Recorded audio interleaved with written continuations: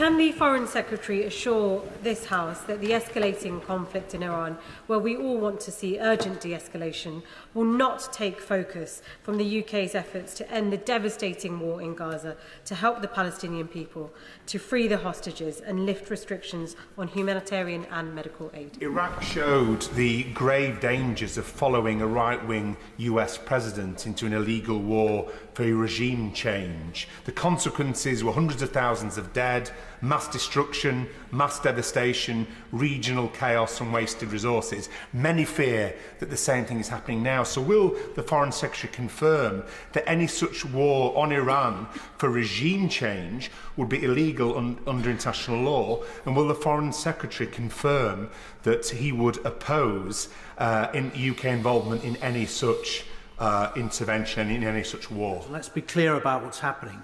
As tens of thousands of people daily walk miles to beg for food from American mercenaries, they're being shot at random in the street.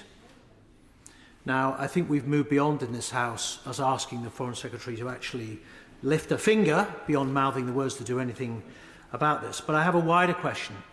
Does he envisage that the UK will play any sort of part in there being some sort of consequence in the future for these outright murders? Has he said anything to Israel about its illegal holding of nuclear weapons, its possession of a delivery system, and obviously the danger to anybody if there is a nuclear-armed neighbour who may well use them? What has he actually said to the government of Israel about their nuclear weapons? Dame Emily Thornbury. Thank you very much, Mr. Speaker. The only way to stop Iran from building a nuclear bomb is a deal. There cannot be a deal without negotiations, and there cannot be negotiations without trust. And given that President Trump tore up the first nuclear deal and is now acting alongside Israel, whose attack last week ended the US-Iran negotiations for a new nuclear deal, and given that the war aims of this campaign are so unclear, an emboldened Netanyahu government is calling for a regime change, and President Trump is hinting at it too, it can be difficult to see how in all those circumstances there can be negotiations based on trust. Does the Foreign Secretary agree that Britain must continue to play a role in these negotiations, even though they must seem an incredibly difficult and challenging prospect? Foreign Secretary. Well, I'm very grateful to my right honourable friend, the Chair of the Foreign Affairs Committee, for her question. And it goes to the heart of where the UK should be at this time. And that is at the centre of the diplomatic effort. A diplomatic effort that will be necessary at the end of this process. Because sadly, once you have the ability to enrich uranium to 60%, that knowledge is not lost. Liberal Democrat spokesperson Callum Miller. Thank you, Mr. Speaker. I also thank the Foreign Secretary for the advanced sight of his statement. On these benches, Mr. Speaker, we share in the condemnation of an Iranian regime that poses an existential threat to Israel and has terrorised its own people as surely as citizens from other countries around the world, including the UK. That is why we support the consensus in this House that Iran can never be allowed to have nuclear weapons. Yet it is not clear that military action by Israel and the US can provide the long-term lock on Iran's nuclear ambitions which we need. Following this weekend's strike, it is reported that Iran will work at pace to develop weapons with what remains of their enriched uranium supplies. This should give pause to those on the Conservative and Reform benches who have breathlessly echoed President Trump's line that these strikes have been an unrivalled success. For instead of bringing security, Trump and Netanyahu's unilateral actions have increased uncertainty and the risk of a full-scale regional war. Their belief that might is right both further erodes the rule-based international order and undermines the prospects of containing Iran and other rogue states in the long term. This is not in the UK's interest. That is why Liberal Democrats have called consistently for the application of robust diplomacy, supported by IAEA monitoring and grounded in international law, as the only sustainable way permanently to limit Iran's nuclear ambitions. Our immediate priority must now be to ensure the safety and support of British nationals in the region, learning the lessons of unacceptable delays on previous occasions. So I ask the Foreign Secretary, why has it taken over a week since the start of strikes to begin repatriating Britons from Israel? And what more is being done to support those in the wider region who want to leave? The government has also remained silent on the legality of this conflict, Mr Speaker. Will the Foreign Secretary now commit to publishing the Attorney-General's advice on whether any UK involvement in this conflict would constitute a breach of international law? And will he confirm that this House will be given a vote before any decision for the UK to enter this conflict? Foreign Secretary. Well, Mr Speaker, I agree with the honourable gentleman and the thrust of his remarks, which are around diplomacy and the need for diplomacy at this time. And he's absolutely right about the malign intent of the IRGC and the Iranian regime, whose desire is to wipe Israel off the map. And we must stand up to that pernicious ideology. Our attempts are to gain de-escalation, and I would remind him that just yesterday, Vice President Vance has said that delaying the development of a nuclear weapon was the goal. We're at war with Iran's nuclear program. We're not at war with the Iranian people. And it's important to keep that in his mind's eye. He asks about British nationals. He's heard what I said about the airspace being closed. I'm pleased that that first flight has taken off. And I would remind him also that successive UN resolutions, Resolution 2231 particularly, I would refer him to, in relation to this long-standing breach. He asks about the legal advice. He's heard my comments on the legal advice. We were not involved.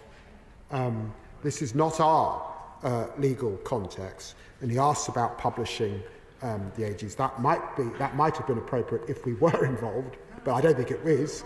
But we're not involved, and so there's no such advice to publish. Dan Cardle. Thank you, Mr. Speaker. May I welcome the Foreign Secretary's calls to move this to a negotiated solution and his focus on UK defence and security. He's right, Iran must never acquire a nuclear weapon. However, history also teaches us on the issue of regime change that interventions aimed at regime change in Iraq, in Libya, in Afghanistan have produced prolonged instability, not just in the region but far wider. So what concrete lessons does he believe can be learned from this recent history in shaping Iran policy today? I'm grateful to the honourable gentleman, but he'll forgive me. I'm not going to enter into a history lesson from the dispatch box, except to remind him that on Sunday I achieved 25 years as an elected parliamentarian, and during the course of that period, of course, there has been debates about regime change. But I also remind him that the US has been clear that their attention is to target the nuclear threat, and we should keep that in mind. Sir James Cleverly. Thank you, Mr. Speaker. Will the Right Honourable Gentleman, the Foreign Secretary, concede now that the international community's unwillingness to take robust action through things like snapback and the JCPOA mechanism is part of the reason why Israel felt the need to take the initial strikes and for America to do likewise? I agree that ultimately diplomatic means will be the only long-term resolution to this, but that's not just about asking nicely for Iran to put its nuclear weapons away. It is about enforcing them and making sure they do through mechanisms. So will he ensure that if we're not going to be involved in military action, I understand the reason why we might not want to do that, we will ensure robust action is taken underpinned by things that will force Iran to do the right thing rather than just hoping that they'll do the right thing? Foreign Secretary. Well, I'm grateful to the Right Honourable Gentleman, and I know that he knows how difficult it is dealing with Iran. He will remember that under JCPOA, they were allowed to enrich to 3.67%. 3.67%. And today, they're at 60%. And the question is, how could that possibly be for civilian use? And I challenged the foreign minister from Iran about this on Friday. We've had 7 rounds of negotiations with the Iranians, and those rounds begun under his government, and he would have been Foreign Secretary for a period when those begun, and they have obfuscated, they have deceived, and the time now is to get real. Speaker, can the Foreign Secretary assure this House that the escalating conflict in Iran, where we all want to see urgent de-escalation, will not take focus from the UK's efforts to end the devastating war in Gaza, to help the Palestinian people, to free the hostages and lift restrictions on humanitarian and medical aid? Foreign Secretary. Well, I'm very grateful to my honourable friend. The loss of life over the last few days, hundreds of people who've lost their lives queuing for food, is appalling and should offend us all. And of course, when I spoke to Israel's foreign minister yesterday, I reminded him once again about my deep concerns about the new system that Israel has put in place to deliver aid, and our belief that that system will not work, and we need to return to a much better provision. Thank you, Mr. Speaker. The Foreign Secretary has said that Iran must not be allowed to have a nuclear weapon. So does he therefore support the recent targeted strikes by the United States and Israel on Iranian nuclear facilities, yes or no? And if not, can he explain how exactly that inaction would have curtailed Iran's nuclear ambitions? Foreign Secretary. I'm afraid I'm not able to give an assessment at this stage of the effectiveness of that action, and neither is the United States. And the Honourable Lady may think that that is a binary question. I don't believe it is a binary question. What the UK is engaged in is diplomacy, and working, of course, with our closest ally, the United States. Thank you, Mr. Speaker. Can I associate myself with this condemnation of the humanitarian crisis in Gaza, but ask that we need condemnation to be matched with accountability? Here in the UK, Jewish communities in particular are deeply concerned at the moment about what lies ahead. Last week at the Foreign Affairs Select Committee, the Iranian ambassador acknowledged that MI5 had identified 23 threats on British soil organised by the Iranian regime. What's his message to Jewish communities who are on a state of high alert at the moment, wondering what will happen? Foreign Secretary. Well, I'm very grateful to the honourable gentleman for his question. He's right that the Iranian regime is the world's worst sponsor of state terrorism and state threats. We have individuals, 3 that have been arrested under our National Security Act, currently moving through our judicial system.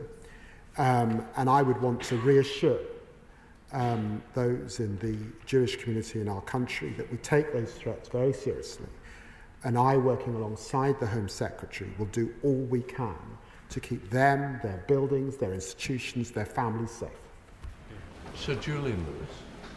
As usual, I agree with much of what the Foreign Secretary has to say, but I do have to ask him, how many times must a terrorist-funding, fanatical regime threaten to wipe another country from the face of the earth before a government advised by Lord Hermer of Chagos acknowledges that military action to delay and degrade its nuclear weapons program is both ethically and legally justifiable? Foreign Secretary. I simply say to the right honourable gentleman, and I say this with all respect, there is a convention in our country about the very important role that Attorney Generals play in our government, able to give government advice when asked for. It happens under all governments, and I don't really recognise the caricature that I've heard or some of the reports. And I want to make it crystal clear, we were not involved in this action, and therefore, really, some of what's being said is wholly beyond the pale. Abdusam Mohammed. Mr. Speaker, many of my constituents have contacted me over the weekend, fearful of the fallout of US intervention in Iran. They know, and we know, that wars do not make the world a safer place, but much more dangerous. Their concerns are not unwarranted. In 2002, Netanyahu offered a guarantee that regime change in Iraq would bring enormous positive reverberations to the region. But we now know that there was no imminent threat, and there were no evidence of weapons. The scale of the disaster, not just in Iraq but across the region, was so profound that the Chilcot inquiry insisted any future military intervention must be met with rigorous scrutiny. Does the Foreign Secretary accept this scrutiny, and will he again provide reassurance to the House that we will not enter an endless war fuelled by provocative, reckless provocateurs? Foreign Secretary. I'm very grateful to my honourable friend, and just to say to her, I was in the House during that period in which Chilcot was making his work, and of course I'd want to reassure her that our government, and I hope all future governments here in the UK, have learnt from its findings. Thank you, Mr. Speaker. The Foreign Secretary has confirmed that Britain was not involved in the strikes on Iran. Will he also confirm whether or not the US administration sought permission to use Diego Garcia as the launch point for these strikes? If it was sought and was denied, on what basis did the Prime Minister deny permission? And if it wasn't sought, what does it say about the UK-US relationship that America would rather fly around the world from Missouri than launch from Diego Garcia? Foreign Secretary. They did not seek that advice. Elise Ballinger. Thank you, Mr. Speaker, and can I thank the Foreign Secretary for his measured approach to this crisis. In past rounds of violence, Iran has often lent on its proxies to conduct retaliation. That includes the Houthis of Yemen, who up until recently have been attacking UK and international shipping in the Red Sea. Can I ask the Foreign Secretary what steps he is taking to protect UK shipping in that area and to keep those trade routes that are so vital for our country safe? Foreign Secretary. We have seen that Iran's proxies have been considerably degraded over this period. Hezbollah, Hamas, and the Houthis held back, but still active in the Red Sea. And we will do all we can, working with partners, to protect our shipping routes. And we have been crystal clear to the Iranian regime about the Strait of Hormuz, particularly. Sir John Whittingdale. When the Foreign Affairs Committee met the Iranian ambassador twice last week, he claimed that the Iranian nuclear program was legal and purely civil, and he said that they wanted to negotiate. Can the Foreign Secretary say, on the basis of his numerous meetings that he has reported with the Iranian Foreign Minister, whether he gained any impression of Iran's willingness either to dismantle their nuclear program or to negotiate? Foreign Secretary. I'm very grateful for the Right Honourable Gentleman's question. It's the central question. And what I have found is inflexibility and a failure to face the seriousness with which the international community are looking at this question, to accept that we've moved on from the JCPOA, which they pulled out of back in 2019, that the focus now is on zero enrichment. Maybe they can have a civil nuclear capability, but it would have to be heavily monitored and would have to have some sort of international regime, I suspect, to be in locus with it. They have to face that seriousness now at this point. Florence Echelon. Thank you, Mr. Speaker, and I thank the Foreign Secretary for his statement this afternoon. And the Foreign Secretary said that I know the whole House will have in their thoughts the many civilians impacted by this fighting. I have in my thoughts the many protesters who took to the streets after the brutal and tragic killing of Mahsa Amini in 2002, September 2002. We saw those protesters coming forward, standing up against the brutal regime, and we saw people being mutilated. And the last 20 years of intervention has shown that war and wider escalation will not help these people. It will not help the ordinary Iranians who are suffering under this regime. I've received many emails from my constituents, Mr. Speaker. My constituents said the priority should be to negotiate a peaceful resolution to the conflicts and not supplying weapons to either side of the conflict. Further, to support the facilitation of aid to civilians impacted by this war. Can the Foreign Secretary assure me that the UK will not act immediately to follow in on any military action, and we will urge the US and Israel to de-escalate and to avoid targeting innocent civilians? Foreign Secretary. Well, I'm very grateful to my honourable friend for mentioning Mahsa Amini, a young woman imprisoned in Iran because of her appearance,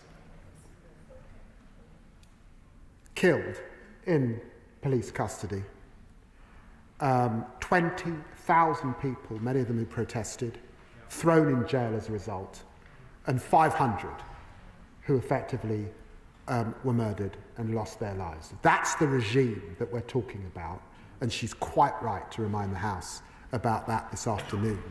And I would refer her to the statements I previously made about our position on diplomacy. Stephen Flynn. Thank you, Mr. Speaker. For a lot of people watching and worrying over the weekend, they'll have seen many of the hallmarks of Iraq. Yet, despite that, the Foreign Secretary can't tell us whether he believes these strikes were the right thing to do or not.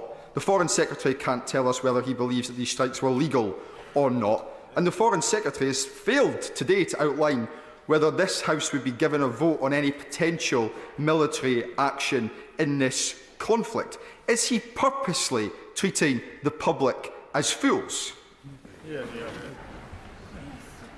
Foreign Secretary. I've got to say to the honourable gentleman, he may just have got a soundbite, but I'm really on the nuclear question. I'm not going to take lecturing from the honourable gentleman. I'm afraid he's got a very sorry record in relation to that very serious matter.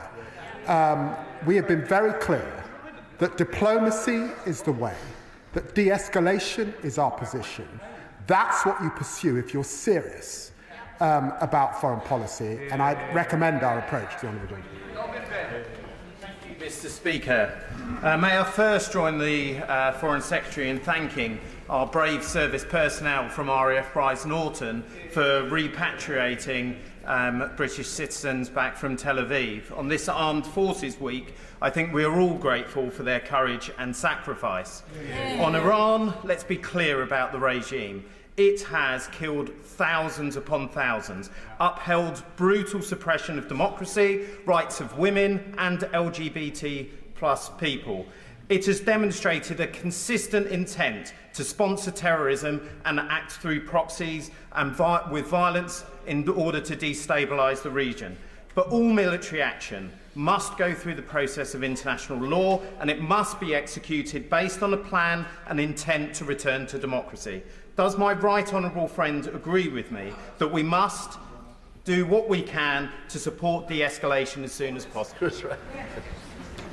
Well, I'm very grateful to my honourable friend for his service in the RAF, and I'm sure he's thinking about former colleagues at RAF Akrotiri and across our two sovereign bases in this area, and about our bilateral defence partnership with so many countries in the region particularly. And I'm very pleased to make it crystal clear that the path through this is a diplomatic one, is for Iran to return back to negotiation and to recognise the power of the global community being absolutely clear. They cannot have a nuclear weapon. Bob Black. Thank you, Mr. Speaker. It's good news that the Home Secretary has finally decided, reportedly, to prescribe the treacherous terrorist group Palestinian Action. Now, given that she's done that at great speed after the attack recently, and the IRGC have conducted attacks or attempted attacks on this country multiple times, will he now use his powers to persuade the Home Secretary to prescribe the IRGC in its entirety?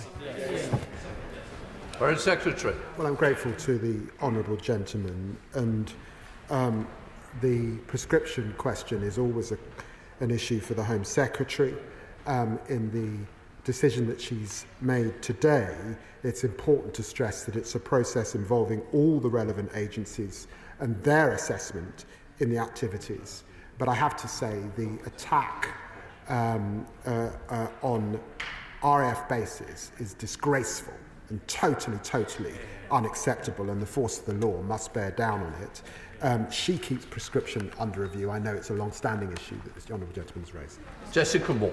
Thanks, Mr. Speaker. Can I thank the Foreign Secretary for this statement and acknowledge, like many constituents have this week, the intense diplomatic efforts of his teams in ever-changing and ever-challenging times. But I know they will also want to be reassured, given the absolutely intolerable situation in Gaza, that we will not let up on pressing in absolutely every way we can for more aid to get through and for an immediate ceasefire. And I know the Foreign Secretary said this last week and this week today at the statement, but please could he underline that again?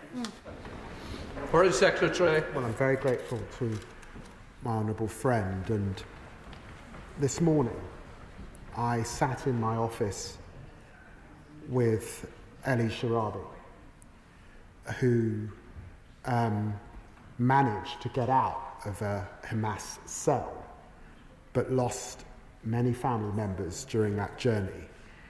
And he talked about the starvation that he experienced, going down to 44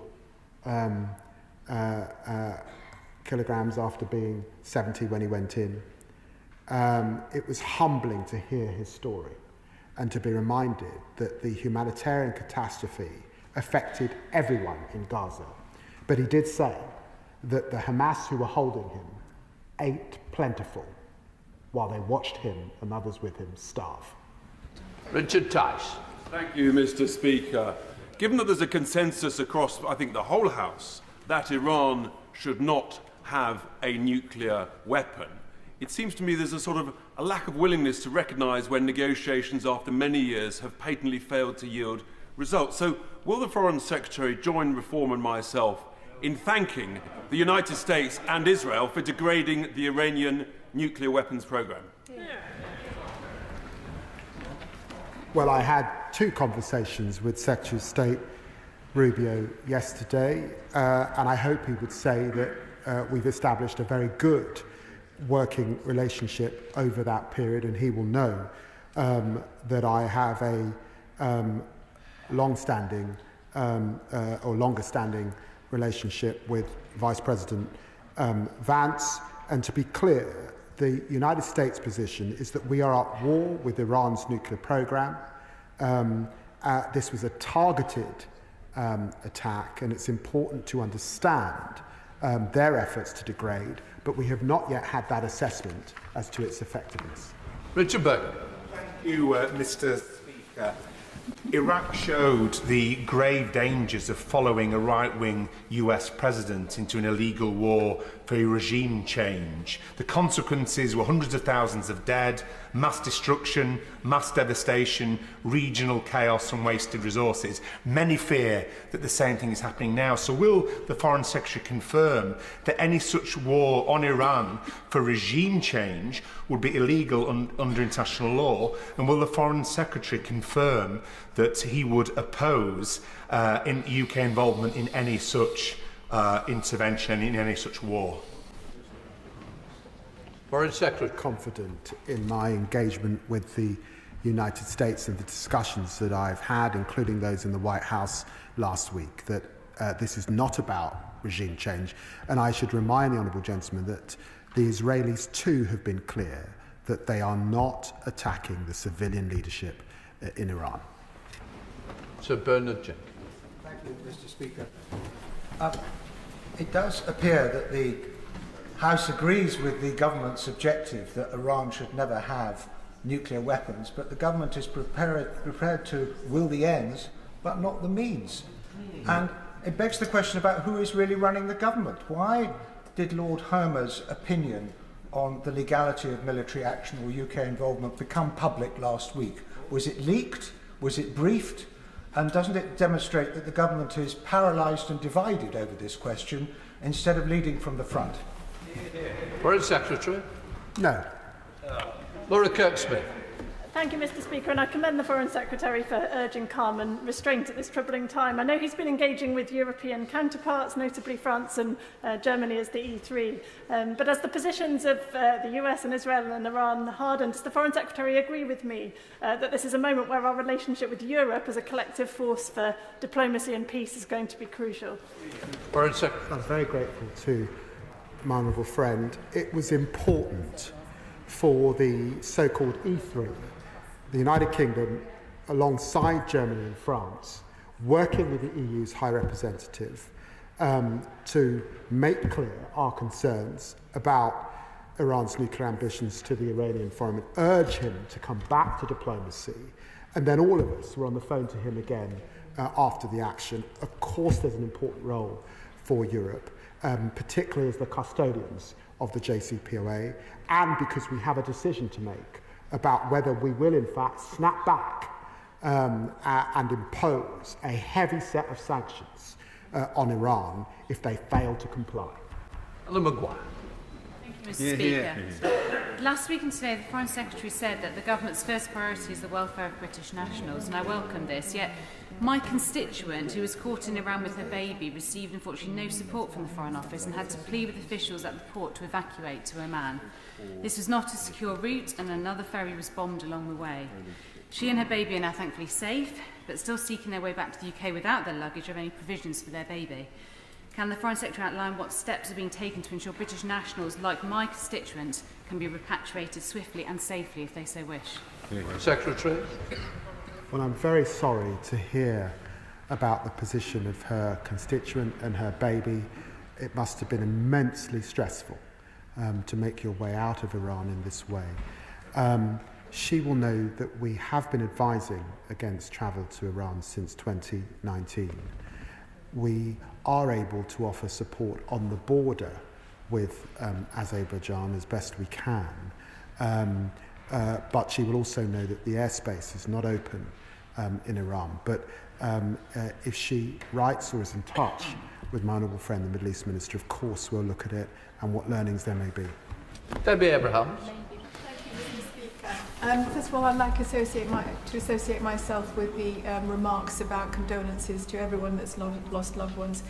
But, Mr. Speaker, we're increasingly seeing foreign leaders both flout international law, but also ignore our international rules-based system, won very hard after the Second World War. So, what is my right honourable friend doing to ensure that we can get this back on track? Foreign Secretary. Well, I'm grateful to my honourable friend for the question. It was very appropriate to meet with the Iranian Foreign Minister in Geneva. In so many ways, the home under the United Nations umbrella of the multilateral system and the rules-based order. And that is why we were with him as the E3 and as the EU to reinforce messages that we share with the United States and to try and broker, and we will keep trying, a diplomatic solution. Jim Ramsey. Thank you, Mr. Speaker. This morning, the Foreign Secretary was repeatedly asked if he considered the US's bombing of Iran to be legal. Now, while I'm sure everyone in this House recognises the brutality of the Iranian regime, his obfuscation in reply was clear, as is the refusal to say whether Britain would get involved in any capacity if the US falls deeper into a conflict with Iran. Can we have a clear answer from the Foreign Secretary now to that question? And can he clearly state that de-escalation must mean no UK involvement? Foreign Secretary. Can I just say to the honourable gentleman, we have UK nationals in the region. We have UK bases in the region and force protection that is its highest level. We have several thousand troops in the region. Of course, their welfare is our priority. Of course, we've moved assets in a precautionary way into the area. And of course, we will work alongside our allies to protect them and to protect our people. I can give him that assurance wholeheartedly. Stella Crease. Thank you, Mr. Speaker. I think we all share the concern of the Foreign Secretary to get back to how do we end the horrors that we are seeing in Gaza and a clarity about the dangerous risks that Iran presents. But that also means that we need to ask some difficult questions about how we get the negotiations going. Now, we've seen today that the Israeli forces have deliberately targeted the Evin prison in Tehran. It was the prison in which Nazanin Zahawi Redcliffe was held. So what conversations has he had with the Israeli government about whether they are now moving to target non-military installations, and what does he think that would mean for the ability of negotiations to restart? Foreign Secretary. I'm grateful to my Honourable. Can I reassure her that I spoke to the Israeli Foreign Minister yesterday. I spoke to him briefly again this morning, and he reassured me that the targets, that the military targets, the nuclear facility, remains their objective and their focus at this time. Kit Walters. Mr. Speaker, thank you. Away from the headlines, as the Foreign Secretary said, hundreds of Gazans have been losing their lives. And let's be clear about what's happening. As tens of thousands of people daily walk miles to beg for food from American mercenaries, they're being shot at random in the street. Now, I think we've moved beyond in this House as asking the Foreign Secretary to actually lift a finger beyond mouthing the words to do anything about this. But I have a wider question. Does he envisage that the UK will play any sort of part in there being some sort of consequence in the future for these outright murders? Foreign Secretary.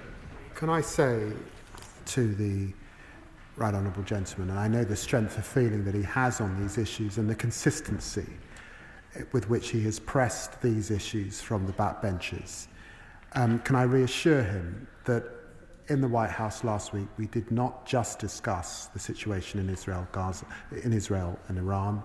I also discussed the situation in Gaza, and our discussion was about the chances of a ceasefire. The prospects of that ceasefire are currently with Hamas, deep in their system and in their tunnels, but I remain hopeful that we will get a breakthrough in the coming days and weeks, and that the suffering that we are seeing is alleviated. I'm aiming for 5 o'clock so we can speed up question and answer. Very helpful and good example. Louise Jones. Thank you, Mr. Speaker. When there was US offensive action against Iran 5 years ago, we saw proxy action taken against UK and US personnel deployed in the Middle East, where we sadly lost Lance Corporal Brodie Gillen. I don't expect the Foreign Secretary to give me details, but can he assure me that everything's being done to make sure that there is adequate force protection for those who are still deployed on behalf of this country? Foreign Secretary. Very grateful to the Honourable Lady for asking that question, and to give that reassurance, our highest levels of force protection to all our wonderful personnel, many of whom I've met, who are in the region.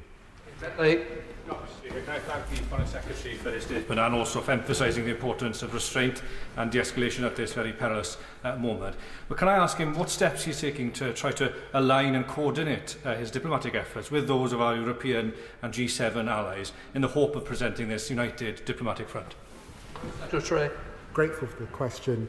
I have spoken, of course, to our G7 allies over the course of the last few weeks. I've spoken to our partners in the region, the Levant, as well as the Gulf, particularly, and I will continue to do all I can. And obviously, NATO in the coming days will be another forum in which we can reach a common path towards diplomacy. As the Member of Parliament for the largest Jewish school in Europe, can I thank the Foreign Secretary for the assurances that he gave earlier on the community in this country being safeguarded. Can I also commend the way in which he has diligently pursued a negotiated outcome to this destabilized situation. He knows that it used to be said that the Israeli Prime Minister jumped to the tune of America. Now that it seems to be the other way round, what action will he take against Prime Minister Netanyahu specifically in order to stop the destabilization of the Middle East? Foreign Secretary. Well, I'm grateful for the honourable gentleman's question. We do have disagreements with the government of Israel, and he knows that a few weeks ago we sanctioned 2 members of that government. But I remain, and the government remains, a friend of Israel, able to work at many different levels. And we recognise the contribution that has been made at this time to the degrading of proxies working on behalf of Iran, recognising that those proxies contribute to Iran being the worst actor on state threats globally. David Reid. Thank you, Mr. Speaker. If Iran chooses to close the Straits of Hormuz, which the Iranian Parliament have now voted to do, what contingency options has the Foreign Secretary worked up to protect UK national interests? Or can I assure him that these issues are of course under consideration in the government? All contingencies are in place, and we are in discussion with our allies about that, but it would be wrong for me to go into operational detail. Clive Lewis.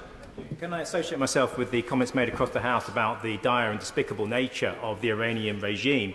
But that said, last week the Foreign Secretary told the House that attacks on Iran were not in our national interest. So does he believe the strikes led by Trump and Netanyahu, 2 hard-right authoritarians with no love for a rules-based order, have made Britain or the world any safer? Or does he agree with me that for much of the world watching, the message is chillingly clear? In a global order where rules mean little and might makes right, deterrence, not diplomacy, is now the only defence. And that, as he must acknowledge, makes global security more precarious than ever. Foreign Secretary. Well, I'm grateful to my honourable friend, and I recall that my honourable friend also recognises the problems of that nuclear threat and nuclear proliferation. An assessment has not been made yet of the effectiveness of that military action, but he will have heard my remarks in relation to diplomacy. That is the way now, and it will be the way when we get beyond this current crisis. Brendan Hall. Thank you, Mr. Speaker. We've been here for an hour, and still the Foreign Secretary appears incapable of saying whether he supports or condemns America's actions, or whether he regards them as being legal or not. And nowhere in this statement does the role of international law even merit a mention. So will the Foreign Secretary take this opportunity now to tell us whether he believes that America's unilateral action was compliant with international law? Foreign Secretary. Well, I've got to tell the honourable gentleman, I qualified and was called to the bar in 1995. I haven't practised for the last 25 years. It is not for me to comment on the United States' legal validity. I would refer him to Article 51 and Article 2 of the UN Charter, and he can seek his own advice. Rachel Maskell. Thank you, Mr. Speaker. My right honourable friend is right to focus on de-escalation and diplomacy. However, we know that the JCPOA did not curtail Iran's enrichment of uranium. So what learning will he take as he rebuilds the architecture for diplomacy to ensure that Iran cannot rebuild its nuclear enriched uranium? Well, I'm very grateful to my honourable friend. With Iran enriching at 60%, and the IEA saying that it has no credible civilian justification for this high enrichment level, she's quite right. And therefore the debate has moved on, and it's moved on to zero enrichment. Sir Gavin Williams. Thank you, Mr. Speaker. Can the Foreign Secretary make it clear to the House that if the United States need to take further action to degrade and destroy Iran's nuclear capabilities, and if they request to use either Diego Garcia, Cyprus or any other British military facility, that we will make sure that that is available to them? Can I say to the right honourable gentleman that in my discussions with the United States and with Secretary of State Rubio, and I think he saw this from the thrust of the press conference that was held in the United States yesterday, that is not their intention. He will know that they are assessing now what has happened, and they are hoping that it has been a targeted response, a single response. That is the thrust of what we're being told by the United States at this time. John Crane. Mr. Speaker, I thank the Foreign Secretary for his statement. I understand the priority to evacuate UK citizens from Israel, but advice to our constituents Qatar to shelter in place until further notice is hardly comforting. Can I press the Foreign Secretary to outline what more detail will do for UK citizens in the wider region and whether there is a specific threat against them? Foreign Secretary. The message that I gave earlier at the dispatch box is in the context of a fast-moving situation, and advice that was given by the US shortly before standing up. Of course we keep our advice updated, and we are on high alert right across the region. Alton. Mr. Speaker, what is UK government policy on whether regime change should be pursued in Iran, yes or no? Foreign Secretary. I said that in talking to Secretary of State Rubio, in talking to Vice President Vance, in talking to Envoy Steve Witkoff, that is not the objective of the United States. And of course, it is not our belief that it's for us to change the regime of any country, that it must be for the people themselves. Ian Byrne. Thank you, Mr. Speaker. It's absolutely right to call for the escalation of this extremely dangerous time. However, the Foreign Secretary will know that the United States attack on Iran has raised serious questions if it was a violation of international law. Israel's genocide in Gaza and its occupational settlements in the West Bank is of course also illegal under international law. So can the Foreign Secretary tell me if the government still professes to believe in the international rules-based order, or are we now admitting we are content to support countries who act outside it? Foreign Secretary. Well, I'd refer the honourable gentleman to what I said in the chamber this afternoon. Of course we believe in the rules-based order and international law. That was precisely why I was in Geneva on Friday for 7 hours, attempting to get Iran to comply and get back around the negotiating table. Jeremy Corbett. Thank you, Mr. Speaker. This morning on the radio, the Foreign Secretary told us of his adherence and support for the Nuclear Non-Proliferation Treaty and used that as an argument for the bombardment of Iran. Has he said anything to Israel about its illegal holding of nuclear weapons, its possession of a delivery system, and obviously the danger to anybody if there is a nuclear-armed neighbour who may well use them? What has he actually said to the government of Israel about their nuclear weapons? Foreign Secretary. I want to recognise that the right honourable gentleman has been campaigning on these issues over many, many years and has taken strong positions on nuclear proliferation. I don't want to go back to the days of Mordecai Vanunu, but I would just remind him, Israel is not threatening its neighbours with nuclear weapons. It's Iran that we must stop at this time. Andy Slaughter. Thank you, Mr. Speaker. Does my right honourable friend believe that the attacks on Iran are beneficial to this country, or will they create more instability in the Middle East and beyond? And is there a cost to the UK as an upholder of the rules-based international order, which he says that we still support, if the actions of our allies, the United States and Israel, are judged to be contrary to international law? Foreign Secretary. I'm very grateful to my honourable friend, and I know he's learned in these matters, and he will have strong views. What I can say to him is that we are seeking de-escalation, we are pursuing diplomacy, and we are doing that according to the rules-based order and our belief in the international architecture that was set up on the backs of men and women who lost their lives and gave so much in the Second World War. Thank you, Mr. Speaker. The Foreign Secretary has referred a number of times to the diplomatic off-ramp. So can he confirm to the House that the diplomatic off-ramp, the request of the United Kingdom to Iran, is that the regime change its stance and finally recognises the right of our ally Israel to exist? I can. Of course, it should recognise the right of Israel to exist, and it should work with the United States and the E3 particularly to ensure that it is putting whatever has been developed beyond use. Luke Akers. Mr. Speaker, over the past decades, Iran and its terrorist proxies have effectively colonised 5 Middle Eastern countries and used them as launching pads for attacks against Israel.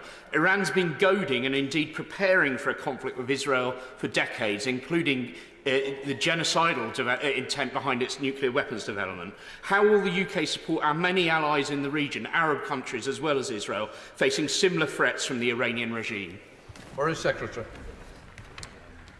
Well, I'm very grateful to my honourable friend, and can I remind him that we have the strongest of bilateral defence relationships with Jordan, Saudi Arabia, Oman, UAE, Qatar, Bahrain, Kuwait, Iraq and Lebanon at this time, and they can rely on us. Ayab Khan. Thank you, Mr. Speaker. But forgive me, Mr. Speaker, I've got to press the Foreign Secretary on this point. A lot of honourable members have asked him specifically whether he supports the attack conducted by the United States. He's refused to answer that question. Is it because, like many of the British public, realise that it was an illegal attack on Iran? Foreign Secretary. Well, I said on the radio this morning, and let me say again, I will continue to work with our closest ally to ensure that Iran never gets a nuclear weapon. Thank you, Mr. Speaker. I welcome the Secretary of State's calls for a durable diplomatic solution. No one benefits from this conflict continuing. Will the Foreign Secretary outline what steps the government is taking to ensure peace and prevent war in the region, particularly guaranteeing that the Straits of Hormuz remains safe for LNG and oil tankers? Securing this vital trade route is essential for global stability and global economic security, including Iran's. Foreign Secretary. I'm very grateful to the question from my honourable friend, and that's because many members of the public beyond this chamber will be worrying about the risk on inflation of an oil shock particularly, and will want to be reassured that the government is doing everything it can to be clear to Iran that it cannot blockade the Strait of Hormuz, it cannot mine the Strait of Hormuz, it must not do that, and we of course will act with allies to prevent such an occurrence if it were to occur.